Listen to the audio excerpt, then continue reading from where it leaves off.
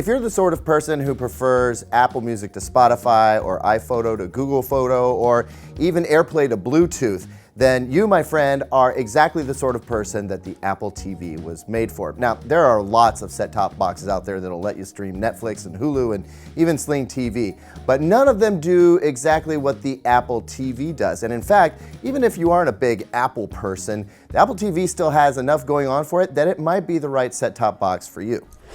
Right out of the box, you get the quintessential Apple experience. The setup wizard is second to none, and I like the fact that I can use my iPhone to set up the Wi-Fi. After answering a few questions, Apple TV is up and running.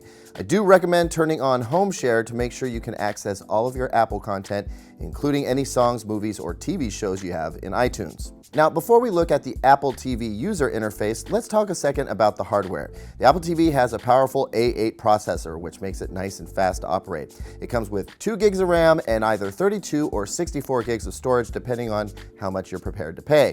That's a good amount of storage, but it's not expandable, and that's one of my chief gripes with the Apple TV. Not that I'm surprised, it's just how Apple rolls. I'm also disappointed that the Apple TV doesn't support 4K Ultra HD resolution. Amazon's Fire TV and the Roku 4 do, which makes me wonder why Apple didn't just go there straight away.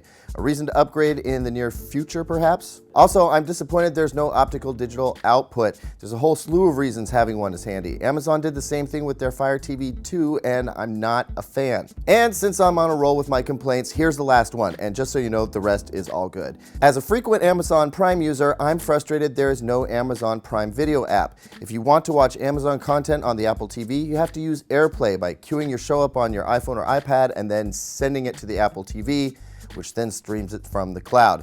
It's just not as good as having the app, and while I'm at it, there's no Spotify either. But like I said, despite its shortcomings, the Apple TV is pretty awesome, and a big reason for that is this Touchpad Remote. Not only does it let you swipe and click your way through everything with speed and ease, it also auto-programs itself to control the volume of your TV or AV receiver that it's connected to. I also just really enjoy the way it feels in my hand. I'm also a fan of how the Netflix, Hulu, and Plex apps work on the Apple TV. The tvOS versions of these popular apps are in many ways superior to those found on Android and Roku boxes. Plus, just look at it. The interface is exactly what you'd expect from Apple and very much like using your iPhone or iPad. And finally, there's Siri. She'll do your basic searches for you, but then she'll also help drill down by filtering results. I can also get sports scores, weather information, or stock info. Siri has the potential to do much more in the coming years too, which helps to future-proof the Apple TV a bit. Search will include Netflix as long as you aren't in iTunes, but that's it. Roku still reigns supreme if you want to search across all video apps for what you want to watch. So in the end, I have to say I really like the Apple TV. It's a solid device. It's just not for me. I prefer the Amazon Fire TV and Roku because I don't use the Apple alternatives to things like Spotify and Google Photo. But if you are an Apple user, I think the Apple TV could become your new best friend. It's a gorgeous device and a really solid score for Apple.